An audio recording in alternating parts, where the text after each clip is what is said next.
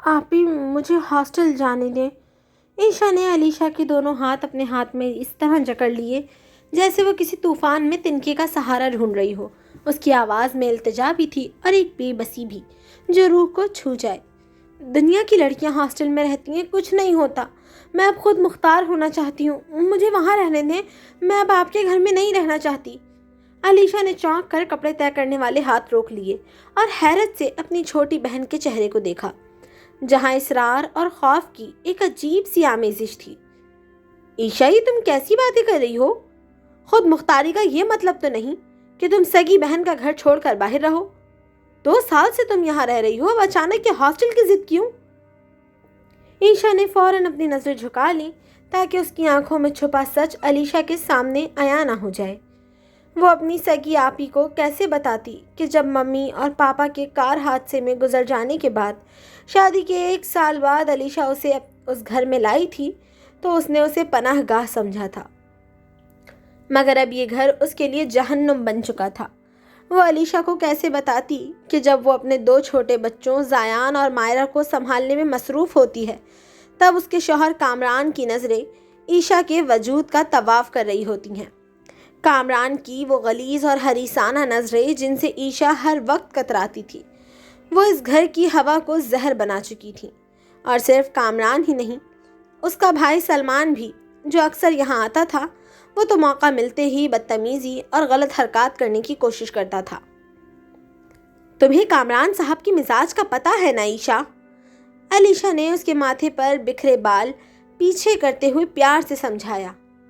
وہ کبھی اجازت نہیں دیں گے ہمارے گھر کی جوان لڑکی باہر اکیلی رہے۔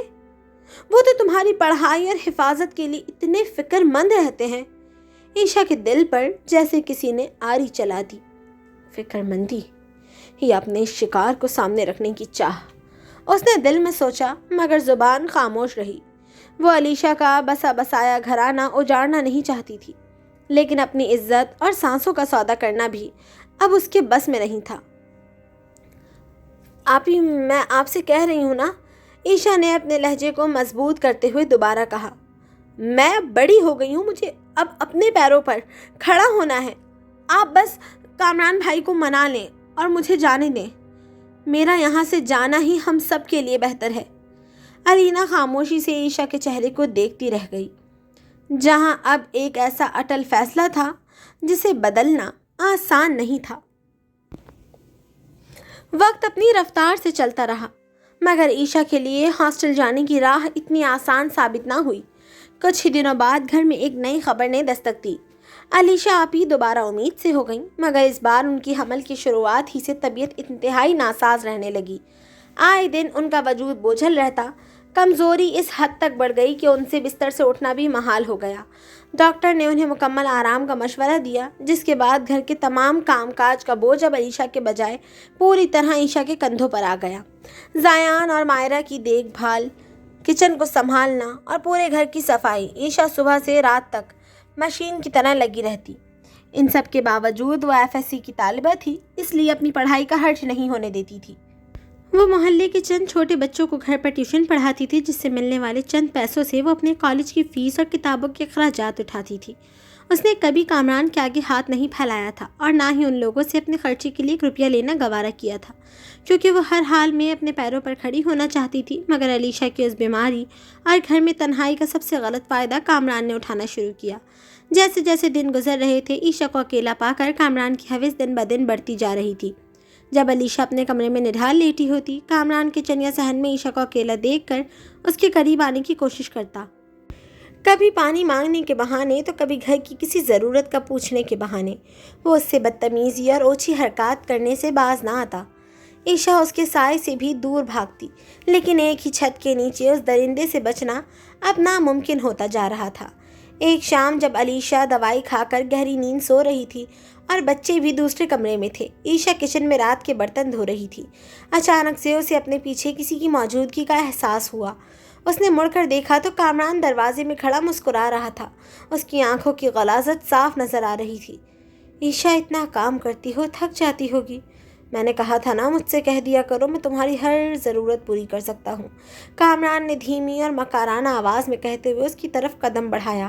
عائشہ کا دل خوف سے لرز اٹھا۔ اس نے گیلے ہاتھ دوپٹے سے رگڑے اور پیچھے ہٹتے ہوئے دیوار سے جا لگی۔ آپ یہاں سے جائیں، مجھے اپنا کام کرنے دیں۔ اتنا غرور اچھا نہیں ہے، آخر کب تک مجھ سے بھاگتی رہو گی؟ کامران نے اس کے چہرے کے قریب آتے ہوئے انتہائی بدتمیزی سے اس کا راستہ روکنے کی کوشش کی۔ عائشہ نے پوری طاقت سے اسے پیچھے دھکیلا اور وہاں سے بھاگتی ہوئی سیدھی اپنے چھوٹے سے کمرے میں آ گئی اور اندر سے دروازہ بند کر دیا۔ اس کا پورا وجود خوف اور غصے سے کانپ رہا تھا۔ وہ فرش پر بیٹھ گئی اور اپنے گھٹنوں میں سر چھپا کر زار و قطار رونے لگی۔ اس کی سسکیاں اب ضبط کی حدیں توڑ چکی تھیں۔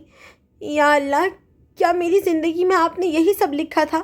اس نے آنسوؤں سے دھندلائی نظروں سے آسمان کی طرف دیکھتے ہوئے دل ہی دل میں اپنے رب سے شکوہ کیا۔ میں اس گھر میں گھٹ گھٹ کر مر رہی ہوں۔ میں یہ سب ذلت جھیلنے کے لیے تو پیدا نہیں ہوئی تھی۔ ممی اور پاپا کے بعد مجھے اس جہنم میں کیوں چھوڑ دیا آپ نے؟ میں صرف اپنی پڑھائی مکمل کرنا چاہتی ہوں، عزت سے جینا چاہتی ہوں۔ میری اس بے بسی کی انتہا کب ہوگی؟ وہ رات بھر روتی رہی، لیکن اس کے اندر کا عزم اب بھی ٹوٹا نہیں تھا۔ اس نے اپنے بہتے آنسو پوچھے اور فیصلہ کیا کہ اب وہ علیشہ آپی کی طبیعت کا لحاظ کیے بغیر ان کے سامنے ہاتھ جوڑ کر خدا کے واسطے یہاں سے نکلنے کی بھیک مانگے گی، کیونکہ اب یہاں رہنا اس کی عفت اور زندگی دونوں کے لیے ناگزیر ہو چکا تھا۔ اس گھٹن زدہ ماحول اور حوث کی سائے سے دور اسی محلے کی ایک خاموش گلی میں زندگی کا ایک نیا رخ کروٹ لے رہا تھا۔ سرکاری دستاویزات اور خفیہ اداروں کی فائلوں میں اسے ایک نڈر اور بے باک نام سے جانا جاتا تھا، مگر دنیا کے لیے وہ صرف ایک عام انسان تھا۔ میجر سالار ابراہیم، ایک ایسا جری خفیہ ایجنٹ جس کی زندگی مشن، خطرات اور بھیس بدلنے کے گرد گھومتی تھی۔ اپنی منزل تک پہنچنے کے لیے اس نے پچھلے 24 گھنٹوں میں 3 بار گاڑیاں بدلیں، 2 بار اپنا حلیہ بدلا اور کئی خفیہ ٹھکانوں سے ہوتا ہوا بالآخر اس مخصوص محلے میں پہنچا۔ یہ اس کا نیا مشن تھا، جہاں اسے بالکل خاموشی سے رہنا تھا تاکہ کسی کو اس کی اصل شناخت پر شک نہ ہو۔ سالار نے جس مکان کو اپنا نیا ٹھکانہ منتخب کیا تھا وہ بالکل عائشہ کے گھر کے سامنے واقع تھا۔ ایک ایسا 2 منزلہ پرانا مکان جس کے کمرے کی کھڑکی سے بالکل سامنے والی کھڑکی کا نظارہ صاف دکھائی دیتا تھا، اور اس کے برابر والے گھر کی بالکنی اور چھت سے بھی عائشہ کے گھر کا پورا صحن اور آمد و رفت صاف نظر آتی تھی۔ مشن کے پہلے دن سالار اپنے کمرے کی کھڑکی کے پاس کھڑا باہر کے ماحول کا جائزہ لے رہا تھا کہ اچانک اس کی نظر سامنے والے گھر کی کھڑکی پر پڑی۔ اسی لمحے اپنے آنسو پوچھتی ہوئی عائشہ نے بھی بے خیالی میں باہر دیکھا۔ دونوں کی نظریں ایک پل کے لیے ٹکرائیں۔ سالار کی گہری، سنجیدہ اور عقاب جیسی تیز آنکھوں میں ایک عجیب سا روپ تھا، جبکہ عائشہ کی بڑی بڑی اداس آنکھوں میں بے بسی کا سمندر تھا۔ وہ ایک جادوئی اور مختصر سا لمحہ تھا جس کے بعد عائشہ نے گھبرا کر فوراً کھڑکی کا پردہ گرا دیا، مگر وہ ایک نظر کا دیکھنا عائشہ کے دل و دماغ پر نقش ہو گیا۔ جب وہ اپنے کمرے میں واپس آئی تو وہ چہرہ اس کی آنکھوں کے سامنے سے ہٹ نہیں رہا تھا۔ وہ جتنی بار اپنی آنکھیں بند کرتی اسے سالار کی وہ گہری اور باوقار نظریں یاد آتی، جنہوں نے اس کے اندر پھیلے خوف کو ایک پل کے لیے جیسے روک دیا تھا۔ وہ بستر پر بیٹھی بار بار اسی اجنبی کے بارے میں سوچنے پر مجبور ہو رہی تھی جس کے چہرے پر ایک عجیب سا تحفظ تھا۔ اگلی دوپہر علیشہ آپی کی طبیعت زیادہ خراب تھی تو انہوں نے عائشہ کو پڑوس کے گھر میں کچھ سامان دینے کے لیے بھیجا۔ عائشہ جیسے ہی پڑوسن کے گھر کے صحن میں داخل ہوئی، اندر سے چیخنے چلانے اور مار پیٹ کی شدید آواز آ رہی تھی۔ پڑوسن اپنے 11 سال کے بچے کو بری طرح پیٹ رہی تھی اور غصے سے چلاتی جا رہی تھی۔ او حرام خور نشیڑی باپ کی اولاد، جب بھی تجھ سے کچھ منگواؤ تو منحوس مارا یہاں وہاں پیسے اڑا دیتا ہے۔ تو پھر وہاں بیٹھ کر گیم ہی کھیل رہا تھا نا؟ تجھے کہا تھا میں نے کہ دکان سے دہی لے کر آ، پر تیرے لچھن تو وہی اپنے باپ جیسے ہیں۔ یہ بچہ کوئی اور نہیں بلکہ وہی تھا جو عائشہ کے پاس روز ٹیوشن پڑھنے آتا تھا۔ اپنی ماں کی مار سے بچنے کے لیے وہ روتا ہوا بھاگا اور سیدھا عائشہ سے آ کر لپٹ گیا۔ عائشہ کا دل تڑپ اٹھا۔ اس نے اس معصوم بچے کو اپنے پیچھے چھپایا اور پڑوسن کا ہاتھ پکڑتے ہوئے بیچ بچاؤ کرانے لگی۔ باجی خدا کے واسطے چھوڑیں، کیوں مار رہی ہیں اسے؟ مت مارے اس طرح، عائشہ نے دکھی دل سے التجا کی۔ اسی دوران اوپر پہلی منزل پر بنے مکان کا دروازہ کھول کر میجر سالار ابراہیم اندر جا رہا تھا۔ نیچے سے آنے والے شور پر اس کے قدم رک گئے۔ وہ وہیں چھت نما گیلری میں کھڑا ہو گیا۔ اس عورت کا اپنے بچے پر غصہ، جھاڑ پھونک اور مار کٹائی کا یہ انداز دیکھ کر سالار کے لبوں پر ایک ہلکی سی مسکراہٹ ابھر آئی۔ وہ اس سارے تماشے سے محظوظ ہو رہا تھا کیونکہ یہ منظر اس کے لیے بالکل نیا تھا۔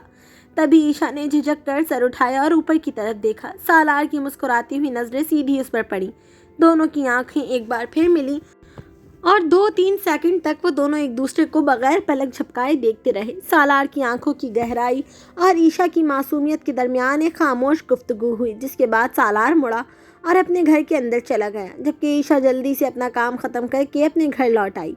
घर आकर भी ईशा का जहन उसी गलियारे में अटका हुआ था। वो सर झटक कर सोचने लगी, मैं उस अजनबी के बारे में बार बार क्यों सोच रही हूँ। उसके दिल ने 2 वजूहात दी, या तो वो शख्स बेहद पुरकशिश और अच्छा दिखता था, या फिर उसकी आंखों में कोई ऐसी ख़ास बात थी जो इंसान को अपने सहर में जकड़ लेती थी। दूसरी तरफ अपने अंधेरे कमरे में बैठा मेजर सालार इब्राहिम लैपटॉप पर फाइलें देखते हुए अचानक रुक गया। उसकी आंखों के सामने उस लड़की का चेहरा घूम गया जो उस 11 साल के बच्चे को बचा रही थी।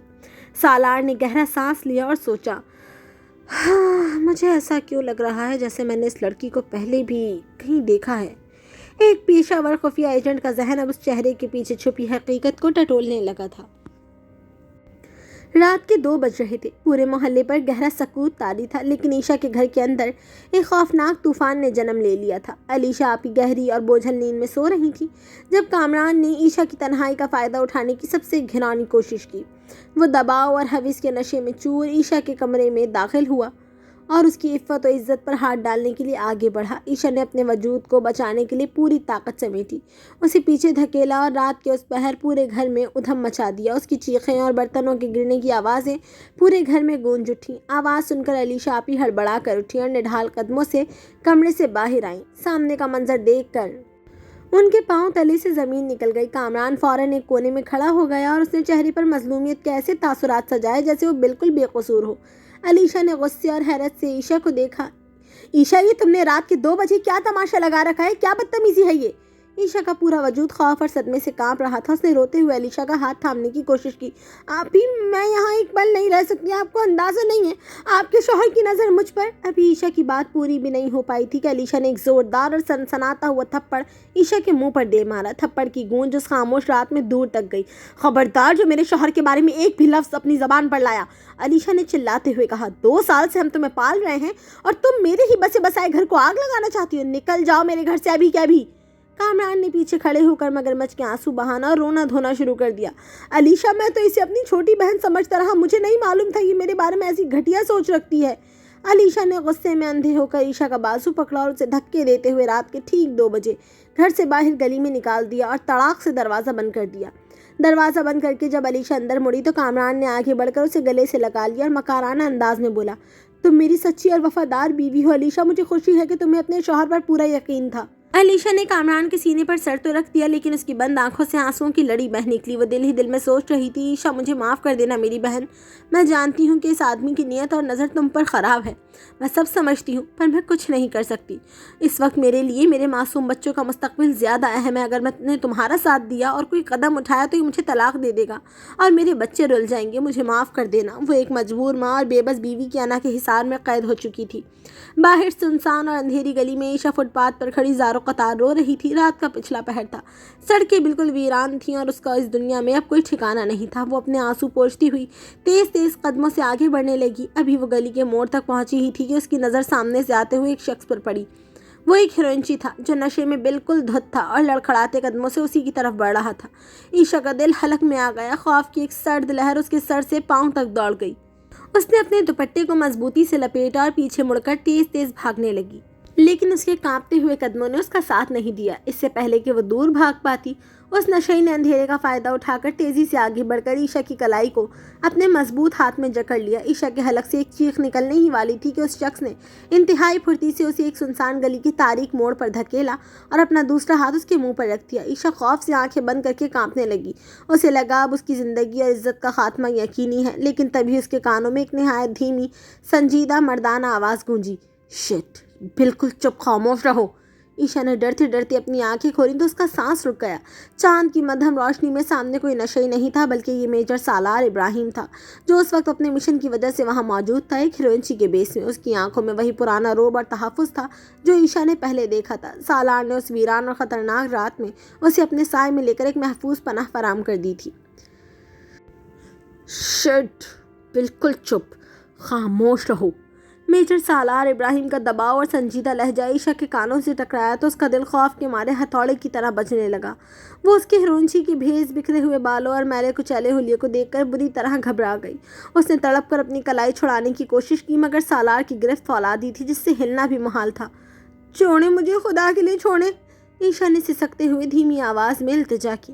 اس کی آنکھوں سے بہتے آنسو سالار کے گندے کرتے پر گر رہے تھے۔ میں نے کہا نا چپ ہو جاؤ، بالکل چپ۔ سالار نے گلی کے اندھیرے موڑ پر اس کی آنکھوں میں آنکھیں ڈال کر انتہائی سخت لیکن دھیمے لہجے میں حکم دیا۔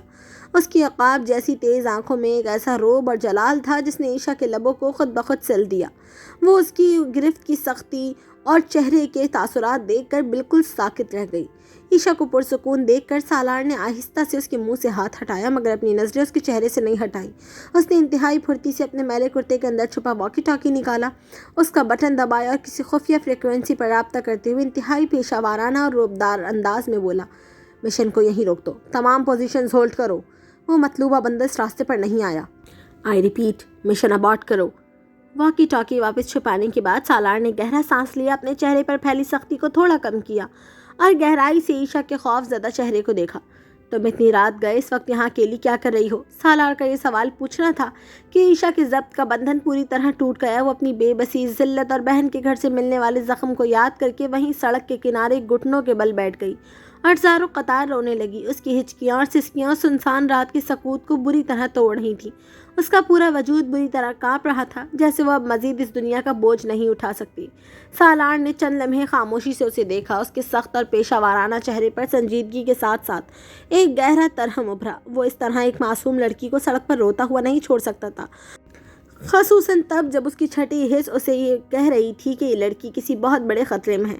وہ اس کے پاس تھوڑا جھکا اور نہایت دھیمی مگر پرعزم آواز میں بولا، اچھا ٹھیک ہے، اگر ابھی کچھ نہیں بتا سکتی تو مت بتاؤ، بس اپنا نام بتاؤ، لیکن میں تمہیں اس وقت اس خطرناک سڑک پر اکیلا تو نہیں چھوڑ سکتا۔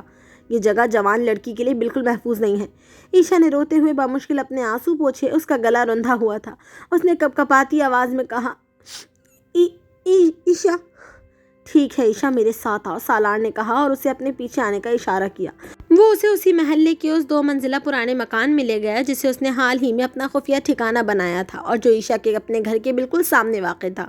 یہاں سے وہ پورے محلے کی نقل و حرکت پر نظر رکھتا تھا۔ گھر کے اندر داخل ہوتے ہی سالار نے بھاری لکڑی کا دروازہ اندر سے بند کر کے کنڈی چڑھا دی۔ کمرے میں مدھم سی زرد روشنی تھی جس میں عائشہ کا سفید پڑا چہرہ، گال پر تھپڑ کا ابھرا ہوا لال نشان اور سوجی ہوئی آنکھیں صاف دکھائی دے رہی تھیں۔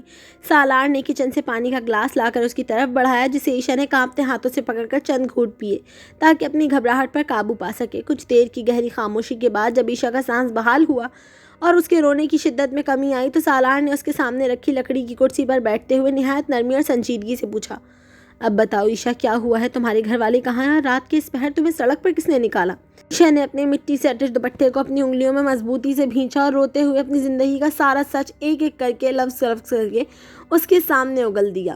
اس نے بتایا کہ کس طرح ماں باپ کے کار حادثے میں گزر جانے کے بعد وہ اپنی آپی علیشہ کے گھر آئی، کس طرح اس کے بہنوئی کامران کی حوث دن بدن بڑھتی گئی اور وہ اس کے سائے سے بھی کتراتی رہی۔ وہ کیسے اپنی عزت نفس برقرار رکھنے کے لیے FSC کی پڑھائی کے ساتھ ساتھ محلے کے بچوں کو ٹیوشن پڑھا کر اپنے کالج کی فیس اور کتابوں کے اخراجات اٹھاتی رہی تاکہ ان لوگوں کے سامنے ہاتھ نہ پھیلانا پڑے۔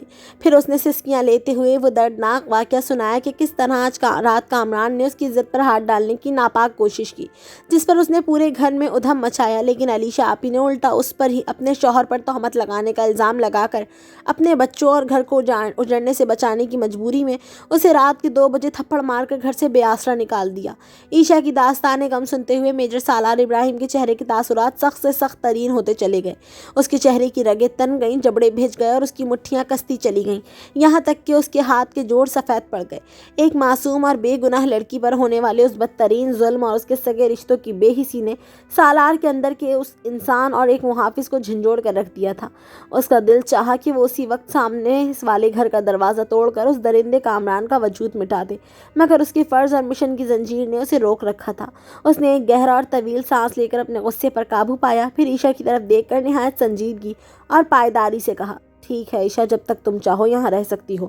میں کچھ دنوں کے لیے اس محلے میں ہوں۔ یہاں میرا ایک اہم مشن چل رہا ہے جس کی کامیابی ملک کے لیے بہت ضروری ہے، لیکن میری ایک سخت شرط ہے، تم اس گھر سے باہر قدم نہیں نکالو گی اور نہ ہی کھڑکی سے باہر جھانکو گی۔ اگر کسی نے تمہیں یہاں دیکھ لیا تو میرے مشن، میری ٹیم اور میری اصل شناخت کے لیے بہت بڑی مشکل کھڑی ہو جائے گی۔ کیا تم میری بات کی حساسیت کو سمجھ رہی ہو؟ عائشہ نے سالار کے لہجے کی گہرائی اور اس کے چہرے پر چھپے ایک سچے محافظ کے تحفظ کو محسوس کرتے ہوئے اس کے سامنے سر جھکا دیا۔ جی ہاں ٹھیک ہے، میں وعدہ کرتی ہوں میں کبھی باہر نہیں نکلوں گی۔ اس رات کے بعد سے ان دونوں کے درمیان ایک انوکھی، پاکیزہ اور خاموش کیمسٹری نے جنم لینا شروع کر دیا۔ سالار بنیادی طور پر ایک سخت گیر، کم گور، قانون کے دائرے میں رہنے والا ایک پیشہ ور خفیہ ایجنٹ تھا جو جذباتی رشتوں سے دور رہتا تھا، جبکہ عائشہ صدمات کی ماری، حالات کی ستائی ہوئی ایک معصوم اور نازک لڑکی تھی۔ ایک ہی چھت کے نیچے رہتے ہوئے ان کے درمیان لفظوں کا تبادلہ تو بہت کم ہوتا، مگر ان کی خاموشی اور نظروں میں ایک عجیب سا ربط اور گہرا احترام تھا۔ اگلے چند دنوں میں سالار جب بھی اپنے کمپیوٹر پر مشن کی خفیہ فائلیں دیکھ رہا ہوتا یا اپنے ہتھیاروں کی جانچ کر رہا ہوتا، عائشہ خاموشی سے کچن کو سنبھالتی اور اس کے لیے چائے بنا کر میز پر رکھ دیتی۔ جب سالار کی گہری باوقار نظریں عائشہ کی سگڑپن، اس کی حیا اور اس کی اداس آنکھوں کا طواف کرتی تو عائشہ کے گالوں پر ایک انجانی سی سرخی دوڑ جاتی۔ وہ جب بھی اس کے قریب آتی اس کے دل کی دھڑکنیں بے ترتیب ہو جاتی۔ سالار کی مردانہ اور مضبوط شخصیت کی موجودگی اسے کامران کے خوفناک اور گندے سائے سے دور زندگی میں پہلی بار ایک سچے اور فولادی محافظ کی طرح مکمل تحفظ کا احساس دلا رہی تھی، اور سالار کے دل میں بھی اس معصوم لڑکی کے لیے ایک ایسا پاکیزہ جذبہ بیدار ہو رہا تھا جو اس نے اپنے پورے کیریئر کی سخت زندگی میں کبھی محسوس نہیں کیا تھا۔ وقت اپنی رفتار سے سرکتا رہا۔ عائشہ کو سالار کے گھر کی بالائی منزل پر دنیا کی نظروں سے بالکل چھپے ہوئے پورے 15 دن گزر چکے تھے۔ وہ باہر کے حالات سے بے خبر سالار کے کہے مطابق کمرے میں ہی قید رہتی تھی، جبکہ باہر محلے میں اب چیمہ گوئیاں شروع ہو چکی تھیں۔ جب 15 دنوں تک عائشہ گلی میں کہیں نظر نہ آئی اور محلے کے بچوں کی پڑھائی کا حرج ہونے لگا تو بچوں کی مائیں اور محلے کے لوگ عائشہ کے گھر کے باہر جمع ہونے لگے۔ خواتین نے جب اصرار کر کے پوچھنا شروع کیا کہ ارے بھائی عائشہ کہاں ہے، اتنے دن ہو گئے وہ بچوں کو ٹیوشن بھی نہیں پڑھا رہی اور نہ ہی کالج جاتی دکھائی دی ہے، خیر تو ہے نا؟ جب لوگوں کے سوالات حد سے بڑھ گئے اور کامران کو لگا کہ اب بات چھپانا ممکن نہیں تو اس نے اپنی کمینگی کا مظاہرہ کرتے ہوئے الٹا عائشہ پر ہی کیچڑ اچھالنے کا فیصلہ کیا۔ وہ گھر سے باہر نکلا اور گلی کے موڑ پر محلے والوں کو جمع کر کے خود ہی تماشا کھڑا کر دیا۔ میں تو خود حیران ہوں اور شرم سے پانی پانی ہو رہا ہوں بھائی، ہم نے تو یتیم بچی سمجھ کر اپنے گھر میں پناہ دی تھی، مگر کیا معلوم تھا وہ آستین کا سانپ نکلے گی۔ کامران نے بناوٹی افسوس سے ہاتھ ملتے ہوئے مجمع کے بیچ شور مچایا۔ آج سے 15 دن پہلے رات کے 2 بجے وہ اپنے کسی یار کے ساتھ گھر سے بھاگ گئی۔ علیشہ نے اسے روکنے کی بہت کوشش کی، مگر وہ الٹا ہم پر ہی کیچڑ اچھال کر رات کی تاریکی میں غائب ہو گئی۔ ہم تو خاندان کی عزت کی خاطر 15 دن سے چپ بیٹھے تھے، لیکن اب آپ لوگ پوچھ رہے ہیں تو سچ بتانا ہی پڑا۔ وہ اپنی زبان سے عائشہ کی پاکیزہ چادر پر گندے داغ لگا رہا تھا تاکہ محلے میں کوئی اس کی سچائی پر یقین نہ کرے۔ وہ بار بار چلا کر کہہ رہا تھا، دیکھا آپ لوگوں نے، راج دلاری بنی پھرتی تھی اور اب اپنی عزت کا جنازہ خود ہی نکال کر چلی گئی۔ ایسی لڑکیاں خاندان کا نام ڈبو دیتی ہیں۔ اسی دوران میجر سالار ابراہیم، جو اپنے عام اور باوقار حلیے میں تھا، اپنے گھر کے بیرونی دروازے پر آ کر کھڑا ہو گیا۔ وہ نہایت خاموشی سے مجمع کی باتیں سن رہا تھا، لیکن کامران کے ایک ایک غلیظ لفظ پر سالار کے اندر کا خون کھول رہا تھا۔ اس کی مٹھیاں بھج گئیں اور آنکھوں میں غصے کی سرخی اتر آئی۔ وہ اچھی طرح جانتا تھا کہ اصل درندہ کون ہے، کیونکہ عائشہ اس وقت اسی کے گھر میں محفوظ تھی اور دنیا کی نظروں سے بالکل اوجھل تھی۔ سالار نے گہرا سانس لیا اور اپنے غصے پر قابو پاتے ہوئے مجمع کی طرف قدم بڑھائے۔ اس کی باروب شخصیت کو دیکھ کر مجمع میں خود بخود تھوڑی خاموشی چھا گئی۔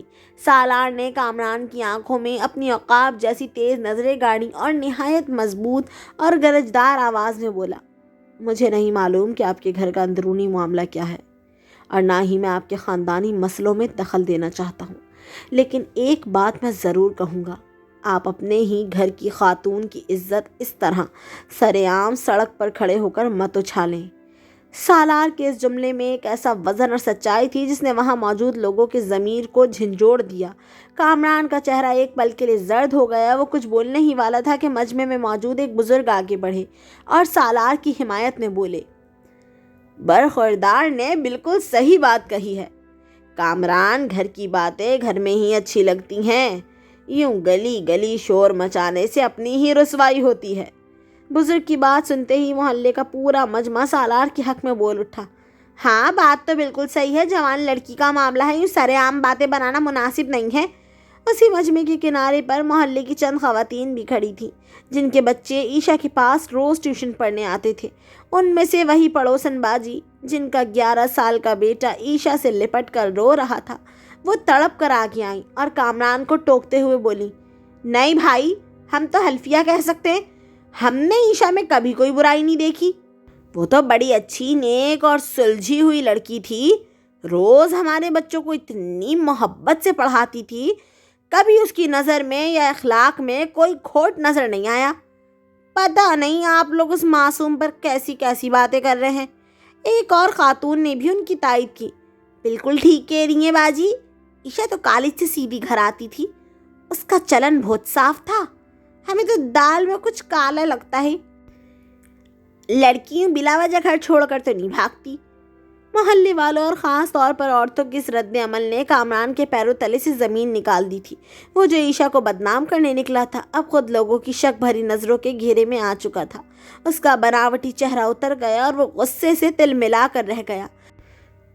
سالار نے اسے ایک آخری سرد اور انتہائی غصیل نظر سے دیکھا اور خاموشی سے مڑ کر اپنے گھر کے اندر چلا گیا، جہاں وہ اب اس درندے کو اس کے انجام تک پہنچانے کا ارادہ پکا کر چکا تھا۔ باہر گلی کا تماشا ختم کرنے اور کامران کو اس کی حدود یاد دلانے کے بعد میجر سالار ابراہیم بھاری قدموں سے اپنے گھر کے اندر داخل ہوا۔ اس کے چہرے پر غصے اور جلال کے بادل اب بھی چھائے ہوئے تھے اور اس کی پیشانی پر ابھری رگیں اس بات کی گواہی دے رہی تھیں کہ اس نے مجمع کے سامنے اپنے غصے کو کتنی مشکل سے قابو میں رکھا تھا۔ وہ سیدھا سیڑھیاں چڑھتا ہوا بالائی منزل کے اس کمرے کی طرف بڑھا جہاں عیشا قید تھی۔ دروازے پر دستک دے کر جب وہ اندر داخل ہوا تو اس نے دیکھا کہ عیشا کھڑکی کے پاس کھڑی تھی۔ اگرچہ پردہ گرا ہوا تھا مگر باہر ہونے والے شور کی مدھم آوازیں اس کے کانوں تک پہنچی تھیں، جس کی وجہ سے اس کا چہرہ خوف اور تشویش سے پیلا پڑ رہا تھا۔ سالار کو دیکھ کر عیشا 2 قدم آگے بڑھی۔ اس کے ہاتھ بوجھل تھے اور آواز میں لرزش تھی۔ سالار صاحب، باہر کیا ہو رہا تھا؟ وہ آوازیں، کیا وہ کامران بھائی کی آواز تھی؟ سالار نے گہرا سانس لیا اور کمرے میں رکھی لکڑی کی کرسی پر بیٹھ گیا۔ اس نے چند لمحے عیشا کی معصوم اور سہمی ہوئی آنکھوں میں دیکھا، پھر نہایت سنجیدہ اور نپے تلے لہجے میں بولا، عیشا، تمہیں یہاں آئے 15 دن ہو چکے ہیں۔ باہر محلے والے تمہارے بارے میں پوچھ رہے تھے کہ تم اتنے دنوں سے کہاں ہو اور بچوں کو ٹیوشن کیوں نہیں پڑھا رہی۔ عیشا کا دل دھک سے رہ گیا۔ اس نے اپنے دوپٹے کو انگلیوں میں بھینچتے ہوئے پوچھا، پھر انہوں نے کیا کہا؟ سالار کے چہرے کے تاثرات ایک بار پھر سخت ہو گئے۔ کامران نے اپنی گندگی کا مظاہرہ کیا ہے۔ اس نے پورے محلے کو جمع کر تم پر یہ جھوٹی تہمت لگائی ہے کہ تم 15 دن پہلے رات کے اندھیرے میں اپنے کسی یار کے ساتھ گھر سے بھاگ گئی ہو۔ یہ سننا تھا کہ عیشا کے پیروں تلے سے زمین نکل گئی۔ اسے لگا جیسے کسی نے اس کے تڑپتے ہوئے دل پر جلتی ہوئی چنگاری رکھتی ہو۔ اس کی پاکیزہ چادر پر اتنی بڑی اور غلیظ تہمت، اس کی آنکھوں سے آنسوؤں کا سیلاب رواں ہو گیا اور وہ اپنا سر پکڑ کر وہیں فرش پر بیٹھ گئی۔ نہیں، یہ جھوٹ ہے، یا اللہ، میں تو اپنی عزت بچا کر بھاگی تھی۔ علیشا آپی نے تو خود مجھے اس رات تھپڑ مار کر گھر سے نکالا تھا۔ وہ پورے محلے میں مجھے بدنام کر رہے ہیں، اب میں کسی کو کیا منہ دکھاؤں گی؟ عیشا کی سسکیاں اور رونے کی آواز سالار کے دل کو چھید رہی تھی۔ سالار فوراً اپنی کرسی سے اٹھا اور اس کے قریب آیا۔ اس نے عیشا کو چھوئے بغیر اس کے سامنے جھک کر نہایت مضبوط، گرجدار اور پرعزم آواز میں کہا، عیشا، میری طرف دیکھو۔ عیشا نے روتے ہوئے اپنی دھندلی آنکھیں اٹھا کر سالار کی طرف دیکھا۔ سالار کی آنکھوں میں اس وقت ایک فولادی محافظ کا عزم تھا۔ رونا بند کرو۔ اس درندے کے جھوٹ میں اتنی طاقت نہیں کہ وہ تمہارے کردار کو داغدار کر سکے۔ تمہیں معلوم ہے باہر کیا ہوا؟ جب اس نے یہ تماشا لگایا تو میں نے اسے وہیں روکا، اور میرے بعد اس محلے کی وہ مائیں جن کے بچوں کو تم پڑھاتی تھی وہ تمہاری حمایت میں کھڑی ہو گئیں۔ انہوں نے حلف اٹھا کر کہا کہ عیشا ایک نیک اور سلجھی ہوئی لڑکی ہے اور وہ کامران کے جھوٹ پر تھوکتی ہیں۔ تمہارا چلن اتنا صاف ہے کہ اس درندے کی غلاظت محلے والوں نے قبول نہیں کی۔ سالار کی باتیں سن کر عیشا کے روتے ہوئے دل کو ایک عجیب سا قرار اور سکون ملا۔ اس نے پہلی بار محسوس کیا کہ اس تاریک جہنم جیسی زندگی میں سالار صرف اس کا پناہ گاہ ہی نہیں بلکہ اس کی عزت کا محافظ بھی بن کر کھڑا ہے۔ سالار نے سیدھے ہوتے ہوئے گہرا سانس لیا۔ اس نے جو کیا ہے اس کی سزا اسے ضرور ملے گی۔ میرا مشن اب اپنے آخری مراحل میں ہے اور میں وعدہ کرتا ہوں کہ میں اس کا وہ چہرہ دنیا کے سامنے لاؤں گا کہ وہ کسی کو منہ دکھانے کے قابل نہیں رہے گا۔ بس تم اپنا حوصلہ قائم رکھو اور یہاں سے باہر مت دکھنا۔ عیشا نے اپنے آنسو پوچھے اور سالار کی پرروب شخصیت کی طرف دیکھا۔ اس کے دل میں سالار کے لیے احترام اور ستائش کا جذبہ اور زیادہ گہرا ہو گیا تھا۔ اسے یقین ہو گیا تھا کہ جب تک وہ سالار کے سائے میں ہے دنیا کا کوئی طوفان اس کا کچھ نہیں بگاڑ سکتا۔ محلے والوں کے سامنے ملنے والی ذلت اور اپنی جھوٹی کہانی کی ناکامی کے بعد کامران غصے سے تلملایا ہوا اپنے گھر کے اندر داخل ہوا۔ اس کا چہرہ غیظ و غضب سے لال ہو رہا تھا اور ناکامی کا زہر اس کے پورے وجود میں پھیل چکا تھا۔ وہ سیدھا علیشا کے کمرے کی طرف بڑھا جہاں علیشا اپنی خراب طبیعت اور حمل کے بوجھل پن کی وجہ سے نڈھال لیٹی ہوئی تھی۔ یہ سب تمہاری وجہ سے ہوا ہے، کامران نے کمرے کا دروازہ زور سے دیوار پر مارتے ہوئے چلایا۔ علیشا خوف زدہ ہو کر بستر پر سیدھی بیٹھ گئی۔ اس کا کمزور وجود کانپ اٹھا۔ کیا ہوا ہے کامران صاحب؟ آپ اتنے غصے میں کیوں ہیں؟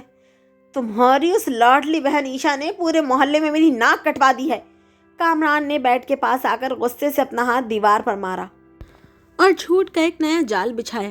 آج 15 دن بعد جب محلے کی عورتیں اس کا پوچھنے آئی تو میں نے خاندانی غیرت بچانے کے لیے جھوٹ بولا کہ وہ بھاگ گئی ہے، لیکن تمہاری بہن نے پہلے ہی محلے والوں کے کان بھر رکھے تھے۔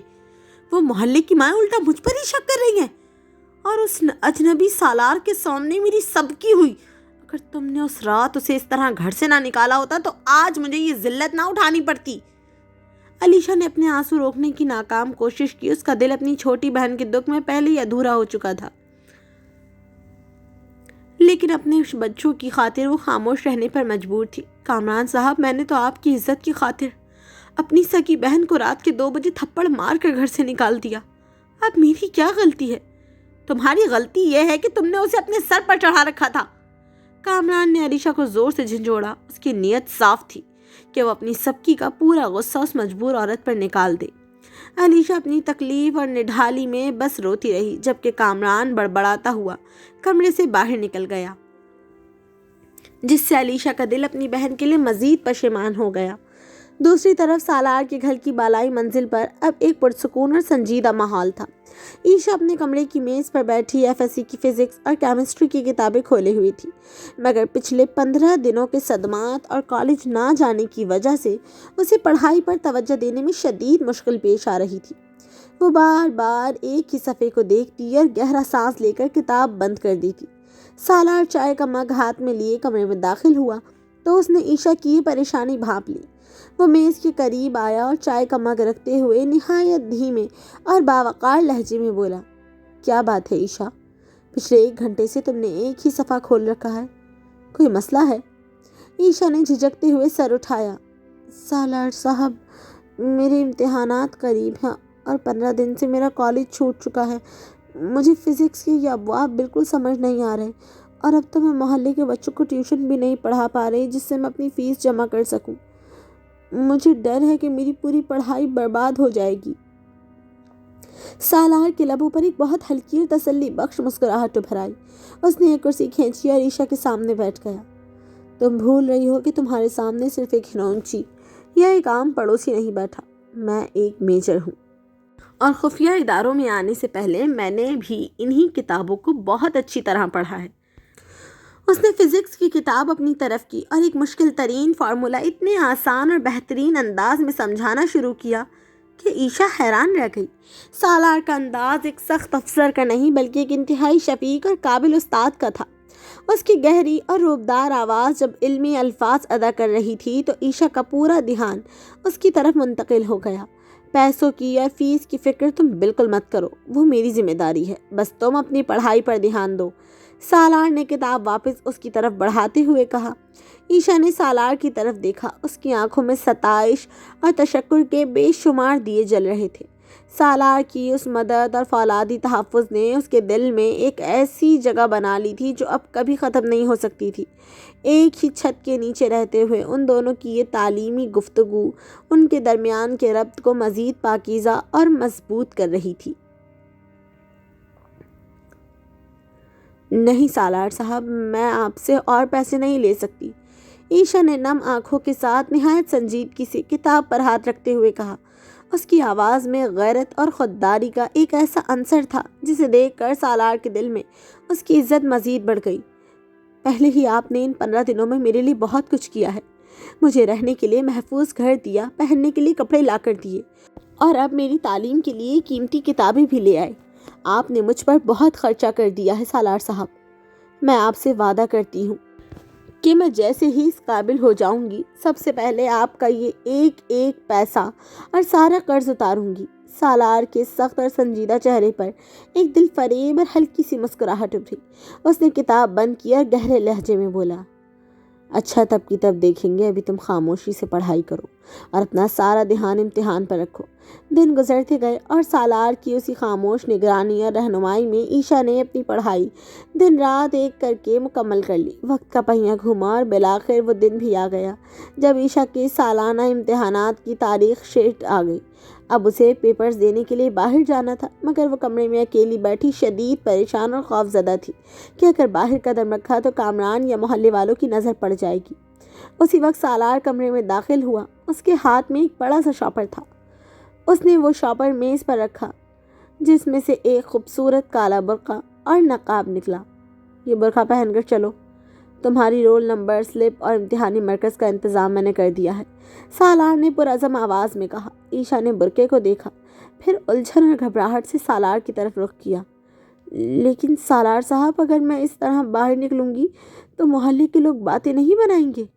سب جانتے ہیں کہ یہ آپ کا گھر ہے، جب یہاں سے ایک عورت نکلے گی تو سب سوال کریں گے کہ یہ کون ہے۔ سالار نے گہرا سانس لیا اور بغیر کسی جھجک کے بولا، ہاں تو ہم کہہ دیں گے کہ تم میری بیوی ہو۔ کیا بولیں گے؟ عیشا کا سانس جیسے ایک پل کے لیے رک گیا۔ اس کے گالوں پر حیا کی گہری سرخی دوڑ گئی۔ سالار نے ایک دم اپنی بات کی حساسیت کو محسوس کیا۔ ایک پیشہ ور اور نڈر میجر جو بڑے سے بڑے دشمن کے سامنے نہیں ہچکچاتا تھا، اس وقت ایک معصوم لڑکی کے سامنے تھوڑا گھبرا گیا اور جلدی سے بولا، دیکھو عیشا، تم سنجیدہ مت ہونا، میں بس تمہاری بھلائی اور حفاظت کے لیے کہہ رہا ہوں۔ اگر باہر کوئی بھی پوچھے تو کہہ دینا کہ تم میری بیوی ہو، تاکہ کسی کی ہمت نہ ہو تم پر انگلی اٹھانے کی۔ عیشا نے چند سیکنڈ سالار کے مخلص چہرے کو دیکھا، پھر دھیرے سے سر ہلا کر بولی، جی ٹھیک ہے۔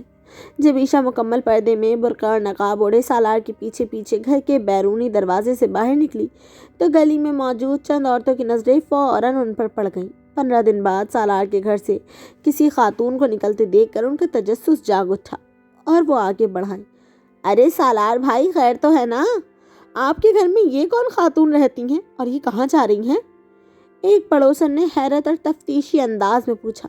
سالار کے چہرے پر ایک روایتی رعب اور سنجیدگی واپس آ گئی۔ اس نے عیشا کو اپنے پیچھے چھپاتے ہوئے نہایت پائیداری اور بلند آواز میں جواب دیا، یہ میری بیگم ہے، ان کے امتحانات ہیں اس لیے باہر جا رہی ہیں۔ عورتیں چونک گئیں، آپ کی بیگم؟ ہمیں تو معلوم ہی نہیں تھا کہ آپ شادی شدہ ہیں۔ ویسے ہی کچھ بول کیوں نہیں رہی؟ سالار نے پہلے ہی صورتحال کا اندازہ لگا رکھا تھا۔ اس نے نہایت اطمینان سے جھوٹ کا ایک پردہ تانا، یہ بول نہیں سکتی، گونگی ہیں، اس لیے صرف اشاروں میں بات کرتی ہیں۔ عیشا نے نقاب کے پیچھے اپنے لب بھینچے اور سالار کی اس ذہانت پر دل ہی دل میں مسکرا دی۔ اس نے سالار کے کہے مطابق عورتوں کی طرف دیکھ کر نہایت شائستگی سے صرف اشاروں میں اپنے ہاتھ ہلائے اور سلام کیا۔ عورتوں نے جب دیکھا کہ لڑکی مکمل پردہ کرتی ہے اور بول بھی نہیں سکتی تو ان کے دلوں میں شک کے بجائے ہمدردی پیدا ہو گئی۔ او اچھا، اللہ پاک ان کو امتحانات میں کامیاب کرے، بہت ہی سلجھی ہوئی اور با پردہ خاتون لگتی ہیں۔ عورتوں نے دعائیں دیں اور پیچھے ہٹ گئیں۔ سالار عیشا کو لے کر گاڑی کی طرف بڑھ گیا، جبکہ عیشا کا دل اس انوکھے اور جھوٹے رشتے کے احساس سے بری طرح دھڑک رہا تھا۔ وہ جانتی تھی کہ یہ صرف ایک بھیس تھا، مگر سالار کے سائے نے اسے دنیا کی غلاظت سے بچا کر ایک بار پھر معزز بنا دیا تھا۔ امتحانات ختم ہوئے تو عارضی سکون کا ایک دور شروع ہوا، مگر تقدیر کے کھیل ابھی باقی تھے۔ ایک تپتی ہوئی دوپہر عیشا گھر کی چھت نما گیلری پر دھلے ہوئے کپڑے رسی پر پھیلا رہی تھی۔ اگرچہ اس نے چادر اوڑھ رکھی تھی اور گھونگھٹ بھی نکالا ہوا تھا، لیکن اس کے وجود کی بناوٹ اور کپڑے پھیلاتے وقت کی جانی پہچانی گھبراہٹ اس کی پہچان بن رہی تھی۔ وہ جلدی جلدی سہمے ہوئے انداز میں ہاتھ چلا رہی تھی تاکہ کوئی اسے دیکھ نہ لے۔ ٹھیک اسی وقت سامنے والے گھر کی کھڑکی کا پردہ ہٹا۔ کامران کھڑکی کے پاس کھڑا سگریٹ کی کش لے رہا تھا کہ اس کی نظر سامنے چھت پر کپڑے پھیلاتی اس عورت پر پڑی۔ وہ چند سیکنڈ اسے دیکھتا رہا اور پھر اس کی شاطر نظروں نے چادر کے باوجود اس کی پشت اور چال ڈھال سے اسے پہچان لیا۔ اس کے لبوں پر ایک خوفناک اور مکارانہ مسکراہٹ ابھر آئی۔ عیشا، کامران نے دانت بھینچ کر دھیمی آواز میں اس کا نام لیا۔ تو میرا شک بالکل صحیح تھا، یہ لڑکی کہیں اور نہیں بلکہ اسی سالار کے گھر میں چھپی بیٹھی ہے۔ سالار، بچے تو اب گیا کام سے۔ اس دن بڑا محسب بن کر مجمع میں میری عزت اچھال رہا تھا نا، اب دیکھو میں تم دونوں کا کیا حشر کرتا ہوں۔ اس نے سگریٹ کا ٹکڑا پاؤں تلے مسل دیا اور اپنے دماغ میں ایک نیا غلیظ منصوبہ بنانا شروع کر دیا۔ کپڑے پھیلا کر عیشا جیسے ہی نیچے کمرے میں آئی، سالار پہلے سے وہاں موجود تھا اور صوفے پر ٹیک لگائے بیٹھا تھا۔ اس کے چہرے پر ہمیشہ رہنے والی فوجی سختی کی جگہ آج ایک عجیب سا سکون اور اطمینان تھا۔ عیشا نے حسب معمول چائے کا مگ اس کی طرف بڑھایا۔ سالار نے مگ تھامتے ہوئے گہرا سانس لیا اور بولا، عیشا، میرا اس محلے کا کام آج مکمل طور پر ختم ہو گیا ہے۔ میری ٹیم نے تمام مطلوبہ معلومات حاصل کر لی ہیں اور اب یہاں مزید رہنے کی ضرورت نہیں ہے۔ عیشا کے ہاتھ ایک پل کے لیے رک گئے۔ اس کے دل میں ایک اداسی کی لہر دوڑ گئی، مگر اس نے مسکرا کر جواب دیا، جی میں جانتی ہوں سالار صاحب، میری بھی تعلیم مکمل ہو گئی اور پیپرز بھی اچھے ہو گئے۔ اب واقعی وقت آ گیا ہے کہ ہم اپنی اپنی راہیں لیں۔ میں آپ پر مزید بوجھ نہیں بن سکتی۔ سالار نے چائے کی ایک چسکی لی، پھر مگ کو میز پر رکھا۔ وہ جو بڑے بڑے دشمنوں کے سامنے پلک نہیں جھپکاتا تھا، اچانک صوفے پر تھوڑا بے چین نظر آنے لگا۔ اس نے اپنا گلا صاف کیا اور دیواروں کی طرف دیکھتے ہوئے بولا، ویسے میں تم سے ایک بات بولنا چاہ رہا تھا، پلیز مجھے غلط مت سمجھنا۔ اس کا لہجہ تھوڑا گھبرایا ہوا تھا، جس سے دیکھ کر عیشا کو حیرت ہوئی۔ دیکھو، زندگی میں کبھی نہ کبھی تو تم شادی کرو گی ہی نا، تو کیوں نہ مجھ سے شادی کر لو۔ عیشا چونک کر اسے دیکھنے لگی۔ اس کی آنکھیں حیرت سے پھیل گئیں۔ سالار نے جلدی سے اپنی بات سنبھالی۔ اس کا چہرہ ہلکا سا سرخ ہو رہا تھا۔ ارے میں کہہ رہا ہوں، مجھے غلط مت سمجھنا، بس بات یہ ہے کہ مجھے تمہارے ہاتھ کے کھانے اور اس کڑک چائے کی ایسی بری عادت ہو گئی ہے نا کہ اب تمہارے بغیر گزارا مشکل لگ رہا ہے۔ اب کوئی اور اتنی اچھی چائے بنا کر تو دینے سے رہا تو بس اسی لیے بول رہا ہوں، باقی تم سنجیدہ مت ہونا، مطلب ہونا تو شادی کے لیے ہی ہونا۔ سالار کا یہ روکھا اور دباؤ والا فوجی انداز اور چائے کے بہانے دل کی بات کہنا دیکھ کر عیشا اپنی تمام تر اداسی بھول گئی اور اس کے لبوں پر ایک دلکش مسکراہٹ ابھر آئی۔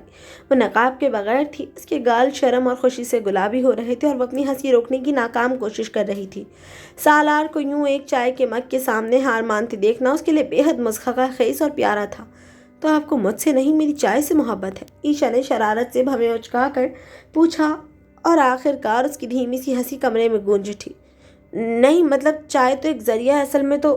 سالار جو زندگی میں پہلی بار اس طرح کے نازک محاذ پر تھا، بالکل لاجواب ہو گیا اور کھسیانی ہنسی ہنسنے لگا۔ اپنے ہاتھ کی انگلیاں مروڑتے ہوئے اس نے چائے کے مگ کو دوبارہ اٹھا لیا۔ ان دونوں کے درمیان پہلی 2 مہینوں کی خاموشی اب ایک خوبصورت ہلکی پھلکی اور محبت بھری گفتگو میں بدل چکی تھی، جہاں دونوں کے دل ایک دوسرے کے نام ہو چکے تھے۔ ابھی عیشا کے لبوں پر سالار کے اس انوکھے پرپوزل کی مسکراہٹ باقی ہی تھی کہ باہر کا بھاری لکڑی کا دروازہ دھڑ دھڑ کر کے بجنے لگا۔ دستک اتنی شدید تھی کہ پورا مکان گونج اٹھا۔ عیشا کا چہرہ خوف سے ایک دم زرد پڑ گیا اور گھبرا کر صوفے سے کھڑی ہو گئی۔ تم اندر جاؤ، سالار نے نہایت پرسکون مگر فولادی لہجے میں کہا۔ اس کی آنکھوں میں دوبارہ وہی میجر والا جلال لوٹ آیا تھا جس سے دشمن بھی کانپتے تھے۔ سالار نے قدم بڑھائے اور جیسے ہی دروازہ کھولا، سامنے کامران پورے محلے کے مجمع اور علیشا کو ساتھ لیے کھڑا تھا۔ کامران کے چہرے پر ایک زہر آلود اور فاتحانہ مسکراہٹ تھی۔ وہ چیخ کر محلے والوں کے سامنے بولا، دیکھو بھائیو، دیکھو میری سگی سالی کا کردار۔ اس دن یہ سالار میاں محلے میں بڑے شریف بن کر مجھے اخلاقیات سکھا رہے تھے۔ پورے 2 مہینوں سے یہ لڑکی غائب نہیں تھی، بلکہ اسی غیر مرد کے گھر میں چھپی بیٹھی ہے۔ دونوں رات دن ایک ہی چھت کے نیچے رنگ رلیاں منا رہے ہیں۔ کامران نے مجمع کے جذبات کو بھڑکانے میں کوئی کسر نہیں چھوڑی۔ وہ عیشا کے کردار اور سالار کی شرافت پر غلیظ ترین کیچڑ اچھال رہا تھا۔ مجمع میں کھڑے وہی بزرگ جنہوں نے اس دن کامران کو ٹوکا تھا وہ آگے بڑھے اور افسوس سے بولے، سالار میاں، بولو جواب کیوں نہیں دے رہے بیٹے؟ برخوردار اب خاموش کیوں ہو؟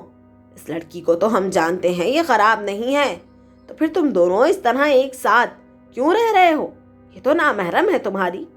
سالار نے نہایت اطمینان سے اپنے کرتے کی آستینیں اوپر چڑھائیں۔ اس کے چہرے پر کسی خوف کا نام و نشان تک نہ تھا۔ اس نے بزرگ کی طرف دیکھا اور نہایت روبدار آواز میں بولا، آپ سے کس نے کہا یہ میرے لیے نامحرم ہے؟ یہ میری منکوحہ ہے، میری قانونی اور شرعی بیوی ہے۔ یہ سنتے ہی کامران کے چہرے کا رنگ اڑ گیا۔ مجمع میں ایک سرگوشی کی لہر دوڑ گئی۔ جھوٹ بول رہا ہے یہ، کامران نے بوکھلا کر چلایا۔ علیشا، دیکھو اس کی مکاریاں۔ سالار نے ایک سرد ہنسی ہنسی اور بلند آواز میں بولا، کامران، تم محلے والوں کے سامنے کتنا جھوٹا اور گھٹیا الزام لگا رہے ہو۔ تم تو خود اس نکاح کے گواہ ہو، تمہاری ہی موجودگی میں تو ہم دونوں کا نکاح ہوا تھا۔ اب یہاں کھڑے ہو کر اپنے ہی منہ پر جھوٹ کیوں بول رہے ہو؟ سالار مڑا اور چند سیکنڈ کے لیے اندر گیا۔ جب وہ واپس آیا تو اس کے ہاتھ میں ایک سرکاری کاغذ تھا۔ اس نے وہ کاغذ بزرگ کے ہاتھ میں تھماتے ہوئے کہا، اگر آپ لوگوں کو یقین نہیں ہے تو یہ 3 مہینے پرانا نکاح نامہ دیکھ لیں۔ اس پر مہر، گواہان کے دستخط اور سب کچھ موجود ہے۔ بزرگ نے چشمہ لگا کر کاغذ دیکھا اور سر ہلایا۔ ہاں بھائی، یہ بالکل اصلی نکاح نامہ ہے اور اس پر پورے 3 مہینے پرانی تاریخ درج ہے۔ کامران کے پیروں تلے سے زمین نکل چکی تھی۔ وہ ہکلانے لگا، یہ نہیں ہو سکتا، یہ کاغذ جھوٹا ہے۔ تبھی سالار نے آگے بڑھ کر کامران کا گریبان اپنی لوہے جیسی گرفت میں جکڑ لیا اور مجمع کی طرف رخ کر کے گرجدار آواز میں بولا، محلے والوں، کامران نے یہ سارا تماشا اور جھوٹ اس لیے بولا کیونکہ یہ میری منکوحہ، میری بیوی پر گندی اور غلیظ نظر رکھتا تھا، اور جب اس کی حوث ناکام ہوئی تو اس نے اسے رات کے 2 بجے گھر سے نکال دیا۔ اور سب سے اہم بات، سالار نے اپنی جیب سے ایک سرکاری کارڈ نکالا جس پر ملک کے اعلیٰ ترین خفیہ ادارے کا مونوگرام چمک رہا تھا۔ میں کوئی عام پڑوسی نہیں ہوں، میں سیکیورٹی ایجنسی کا میجر سالار ابراہیم ہوں۔ مجمع پر ایک سختہ طاری ہو گیا۔ سالار نے کامران کو جھٹکا دیتے ہوئے کہا، میں اس محلے میں اسی کامران کے لیے ایک خفیہ مشن پر آیا تھا۔ یہ شخص بظاہر ایک عام انسان بن کر رہتا ہے، مگر اس کے تار عسکری گینگ اور خطرناک گروہوں سے جڑے ہوئے ہیں۔ یہ غیر قانونی اسلحے کی خرید و فروخت میں ملوث ہے اور ملک دشمن عناصر سے پیسے لیتا ہے۔ میری ٹیم 2 مہینے سے اس کے خلاف ٹھوس ثبوت جمع کر رہی تھی جو اب مکمل ہو چکے ہیں۔ اسی لمحے پیچھے کھڑی علیشا آپی، جو اب تک خاموش تھیں، روتی ہوئی آگے آئیں اور کامران کو دھکا دیتے ہوئے بولی، ہاں محلے والوں، سالار اور عیشا بالکل سچ کہہ رہے ہیں، ایسا ہی ہوا تھا۔ اس درندے نے میری معصوم بہن کی عزت پر ہاتھ ڈالنے کی کوشش کی تھی، اور جب میں نے اسے روکا تو اس نے مجھے بچوں سمیت طلاق کی دھمکی دی۔ میں مجبور تھی، اس لیے میں نے اپنی بہن کو تھپڑ مار کر گھر سے نکالا تاکہ وہ اس درندے سے دور محفوظ ہو جائے۔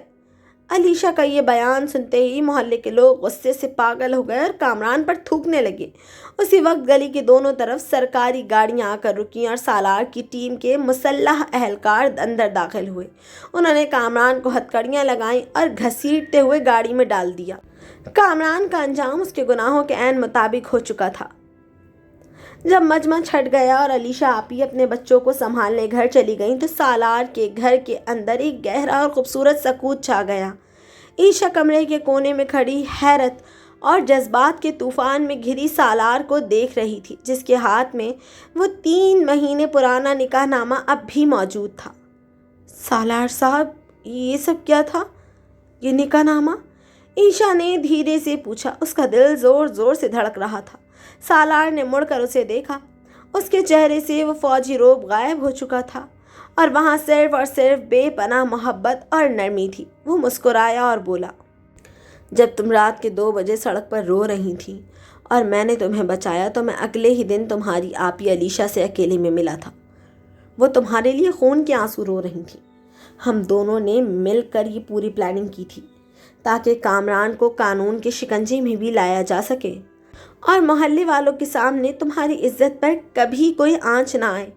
یہ نکاح نامہ ہم نے اسی وقت عارضی طور پر تیار کروایا تھا جس پر ہم نے پچھلی تاریخ یعنی 3 مہینے پرانی تاریخ لکھوائی تھی۔ عیشا نے حیرت سے اپنی سگی آپی کی اس قربانی اور سالار کی اس عظیم سوچ کو محسوس کیا تو اس کی آنکھوں میں خوشی کے آنسو آ گئے۔ تو یہ نکاح جھوٹا تھا؟ اس نے دھیرے سے سر جھکا کر پوچھا۔ اس کی آواز میں ایک انوکھی اداسی تھی۔ سالار 2 قدم آگے بڑھا، یہاں تک کہ ان کے درمیان کا فاصلہ مٹ گیا۔ اس نے نہایت محبت سے عیشا کی آنکھوں میں جھانکا اور بولا، کاغذ پر لکھی تاریخ عارضی ہو سکتی ہے عیشا، لیکن میرے دل میں تمہارے لیے جو جذبات ہیں وہ بالکل سچے ہیں۔ اب کامران جیل جا چکا ہے، تم آزاد ہو، لیکن میں تمہیں اپنے دل کی قید سے آزاد نہیں کرنا چاہتا۔ کیا تم اس عارضی اور جھوٹے نکاح نامے کو ہمیشہ کے لیے سچ میں بدلنا چاہو گی؟ عیشا نے سالار کے فولادی مگر محبت سے بھرے چہرے کو دیکھا، جس نے اسے دنیا کے ہر طوفان سے بچا کر ایک معزز مقام دیا تھا۔ اس نے شرما کر اپنی پلکیں جھکا لیں اور اسبات میں سر ہلا دیا۔ اسی شام علیشا آپی کی موجودگی میں ایک سچے اور پاکیزہ نکاح کے ذریعے دونوں ہمیشہ کے لیے ایک دوسرے کے بندھن میں بندھ گئے۔ وہ جہنم جیسی زندگی جس سے عیشا بھاگ کر آئی تھی، اب سالار کی محبت اور تحفظ کے سائے میں جنت کا روپ دھار چکی تھی۔ شادی کے بعد کی پہلی صبح عیشا کی زندگی میں ایک بالکل نیا اور خوبصورت سویرا لے کر آئی تھی۔ وہ ماضی کے تمام خوفناک سائے اور جہنم جیسے در و دیوار کو پیچھے چھوڑ کر اب ایک ایسی پناہ گاہ میں تھی جہاں ہر طرف صرف تحفظ اور سچی محبت کا راج تھا۔ آج موسم بے حد خوشگوار اور دلکش تھا۔ ہوا میں ایک تازگی تھی جو روح کو سکون بخش رہی تھی۔ عیشا کچن میں کھڑی سالار کے لیے ناشتہ تیار کر رہی تھی۔ اس کے چہرے پر اب وہ پرانی اداسی اور خوف نہیں تھا، بلکہ ایک گہری اور پرسکون مسکراہٹ تھی جو اس کے پورے وجود کو چمکدار بنا رہی تھی۔ اس نے چولہے پر چائے کا برتن چڑھایا، جس کی تیز خوشبو پورے کچن میں پھیل گئی۔ ابھی تک چائے تیار نہیں ہوئی، اچانک پیچھے سے ایک گہری اور دھیمی مردانہ آواز گونجی۔ عیشا نے چونک کر مڑ کر دیکھا۔ سالار کچن کے دروازے کا سہارا لیے کھڑا تھا۔ اس کا عام مگر باوقار حلیہ اور وہ روایتی روب اس نرم انداز میں بھی بے حد پرکشش لگ رہا تھا۔ اس کی آنکھوں میں ہمیشہ رہنے والا جلال اب ایک گہری، شدید اور مخلص محبت میں بدل چکا تھا، جس کی شدت عیشا کو اپنے حصار میں لے رہی تھی۔ عیشا کے گالوں پر حیا کی ایک گہری سرخی دوڑ گئی۔ اس نے جلدی سے دوپٹہ درست کیا اور مسکرا کر بولی، بس 2 منٹ سالار صاحب، چائے کو دم آ رہا ہے۔ سالار صاحب؟ سالار نے بھویں اچکا کر اس کی طرف ایک قدم بڑھایا۔ اس کے لبوں پر ایک شرارتی مسکراہٹ تھی۔ میرا خیال تھا کہ نکاح کے کاغذات پر دستخط ہونے کے بعد اس صاحب کی رخصتی ہو جائے گی۔ عیشا نے اپنی نظریں جھکا لی اور چائے کو مگ میں نکالتے ہوئے دھیرے سے بولی، تو پھر کیا پکاروں؟